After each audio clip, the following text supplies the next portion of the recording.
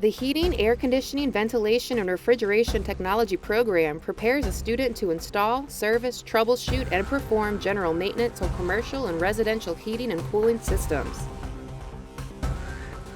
Basic requirements for entering the HVAC industry include good work ethic, time management skills, highly motivated to succeed, desire to produce quality results, and willing to serve in a drug-free environment. The program options include a 45-hour technical certificate or a 60-hour AAS in applied science.